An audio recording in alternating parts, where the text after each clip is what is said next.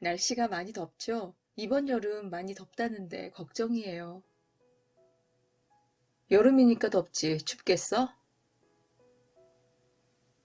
말을 하면 할수록 계속 대화를 하고 싶어지는 사람이 있는 반면에 대화를 하면 할수록 정이 뚝뚝 떨어지는 사람이 있습니다. 입만 열면 상대방 정이 뚝 떨어지게 만드는 말투에는 어떤 것들이 있을까요? 말도 섞기 싫은 최악의 상대는 대화할 때마다 스트레스를 받게 하는 다양한 말투를 가지고 있습니다. 자신도 모르는 사이에 그 특유의 말투가 대화를 하는 상대방의 신경을 건드리는 것인데요. 정작 본인은 내 말투가 왜? 라고 생각할 것입니다. 상대방의 말에 무조건 아닐걸? 설마, 에이 뭐 그럴라고 라고 반응을 보이는 사람들이 있습니다. 내 주위에 누가 있나 생각하지 마시고요. 그게 혹시 나는 아닐까 한번 생각해 보시기 바랍니다. 달리기를 하면 살이 빠진대 혹은 달리기 하면 건강해진대 라는 말에 아닐걸? 무릎 나갈걸? 살이 빠진다고? 내가 아는 사람은 달리기해도 살 안 빠지던데? 야, 그런 거 믿지 마. 이렇게 반응하는 사람이 꼭 있습니다. 이런 사람들의 특징은 자기 말이 무조건 맞다고 우기기까지 하는 겁니다. 누군가 새로운 것에 도전을 한다고 했을 때 부정적인 반응을 먼저 보이는 사람들입니다. 물론 상대방의 말을 무조건 믿어라는 건 아니지만 지나치게 부정적인 반응은 그 말을 꺼낸 사람을 굉장히 무안하게 만들 수 있습니다. 설령 잘못된 정보를 주었다면 좀 덜 민망하게 둘러서 말해줄 수도 있지 않을까요?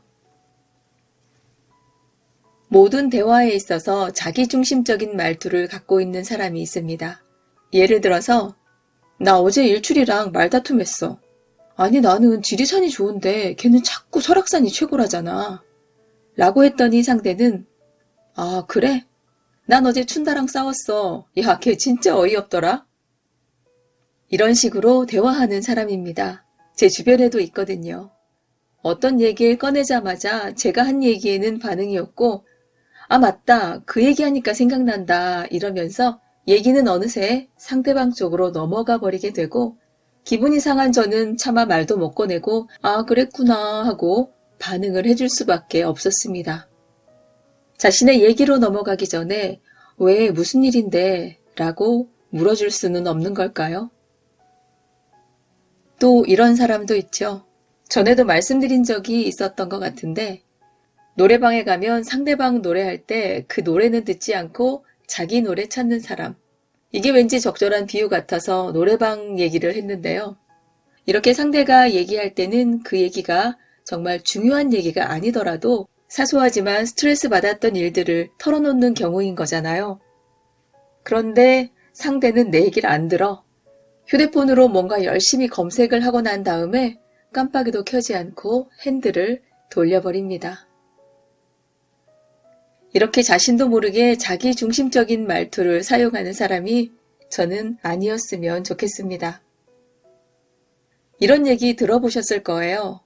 데이트를 하는 남자 여자가 식사 시간이 돼서 메뉴를 고르는데 남자가 여자에게 뭐 먹고 싶냐고 물어보자 여자는 아무거나 라고 말을 합니다.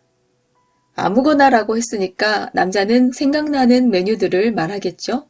피자 먹을까? 하니까 아니 그건 살쪄. 그거 빼고. 파스타 먹을까? 면은 별로. 삼겹살 먹을까? 옷에 냄새 배. 아무거나라고 말을 했으면 정말 아무거나 먹어야 하는 거 아닐까요? 같이 가는 곳 같이 먹는 음식인데 혼자 정하기도 그렇고 해서 의견을 물어보는 건데 그때마다 아무거나라고 답을 해서 고민하게 만들고는 몇 가지 메뉴를 제시하면 또 그건 좀 이라며 부정적인 답을 내놓는다면 같이 밥 먹는 일을 피하게 될 것 같습니다. 저도 종종 아무거나라고 하기는 합니다. 저는 오해를 많이 받기는 하는데요. 제가 입이 까다로울 것 같다는 말을 좀 많이 듣거든요. 하지만 막상 밥을 같이 먹으면 다들 깜짝 놀라시더라고요. 왜냐면 머슴처럼 먹거든요. 몇 가지 못 먹는 것만 제외하면 가리진 않기 때문에 그래서 전 아무거나라고 자신 있게 말할 수 있습니다. 아무거나라고 말하고서 아무거나 먹지 않는 건 조금 이기적인 경향이 있는 게 아닐까요? 제가 정말 싫어하는 말투는 바로 상대방을 민망하게 하는 말투인데요. 굉장히 직설적으로 표현을 할 때도 어느 누군간 민망해질 수 있습니다.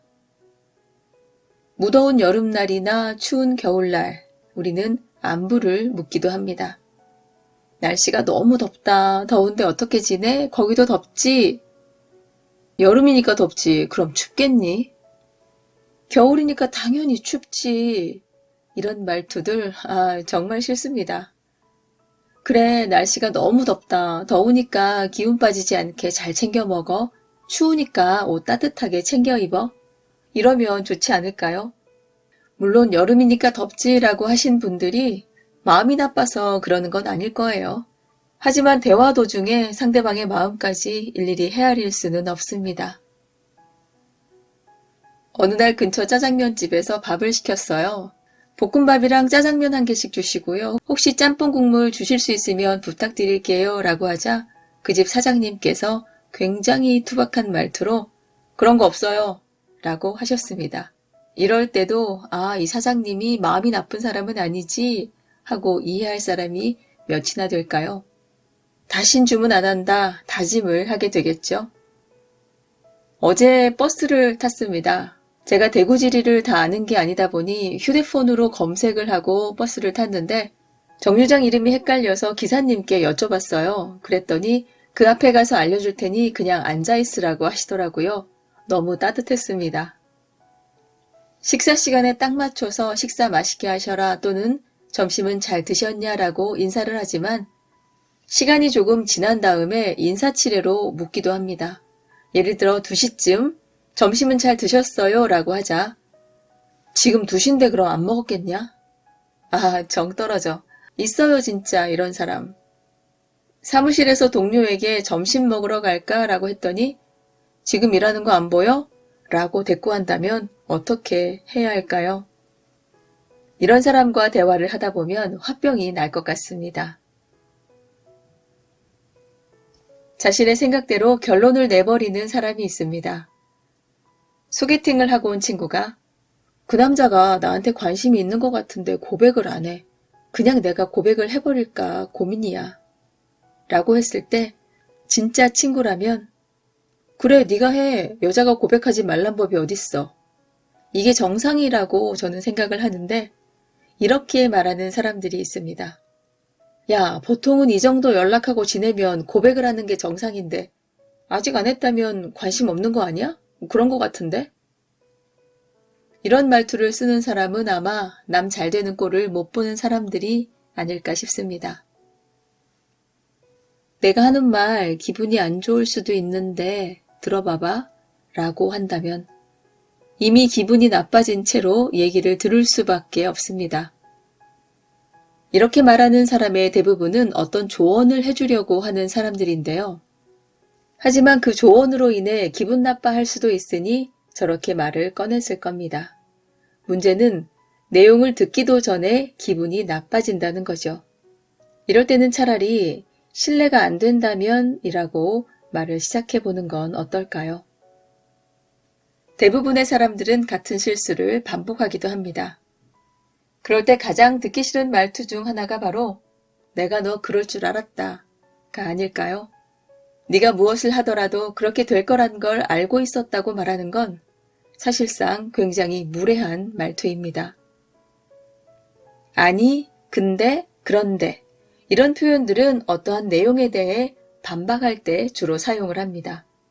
무조건 나쁘게 쓰이지는 않지만 문제는 좋고 나쁘고를 떠나서 잘못 사용을 했을 때는 정 떨어지는 말투가 된다는 것입니다. 예를 들어 네 말이 맞아. 근데 이 말도 맞아 보다는 네 말이 맞아. 그리고 이 말도 맞아. 비슷한 표현 같아도 확연하게 차이점을 느낄 수 있습니다. 그리고 라는 표현으로 상대방과 공감을 한다면 대화가 자연스럽고 편안하게 이어질 수 있습니다. 원래라는 표현은 상황에 따라서는 오해가 될 수도 있는데요. 여러분이 무언가를 정말 열심히 노력해서 이루어냈을 때 옆에 있는 친구가 너 원래 잘하잖아 라고 한다면 얼핏 칭찬의 말처럼 들릴 수도 있지만 어쩐지 노력의 시간들이 아무것도 아닌 게 되어버리는 것 같아서 기분이 상할 수도 있습니다. 작년 가을 산에 갔다가 산 중턱에 있는 식당에 들어갔는데 입구에 재료 소진에 관한 메모가 붙어 있었습니다. 그걸 보신 어르신들이 직원에게 다시 한번 물어보셨는데요. 앞에 써 있잖아요 라고 굉장히 불친절하게 말을 했습니다. 우리는 간혹 알게 됐지만 다시 한번 묻는 경우가 있습니다. 우측으로 가면 지리산 정상이라고 적힌 걸 보더라도 또 물을 수 있는 거잖아요. 그럴 때 보고도 모르냐라는 식으로 대답하는 사람들이 있습니다. 여기 적혔잖아요. 앞에 보면 몰라요? 사람의 인상을 호감, 비호감으로 나누는 결정적인 기준은 상황에 맞는 단어를 구사하는 아주 작은 말투의 차이에 있습니다. 말투는 어릴 적 어떤 말들을 듣고 자라느냐에 따라 달라진다고 생각합니다. 이 글을 적으면서 저는 어떤지 생각을 해봤습니다. 제 말투가 조금 차가운 편이라 저도 모르는 사이에 누군가에게 상처를 줬을지도 모르겠습니다. 말은 한 사람의 인격이라고 했습니다. 말을 내뱉었을 때 가장 먼저 듣는 건 바로 자기 자신입니다. 오늘은 정이 뚝 떨어지는 말투에 대해서 전해드렸는데요. 별것 아닌 말 한마디지만 그 상처는 아주 오래 가기도 합니다. 따뜻하고 사랑이 넘치는 표현으로 대화 나누시길 바랍니다. 오늘도 잘 들어주셔서 감사합니다. 여러분의 구독과 좋아요로 저를 응원해주세요. 고맙습니다.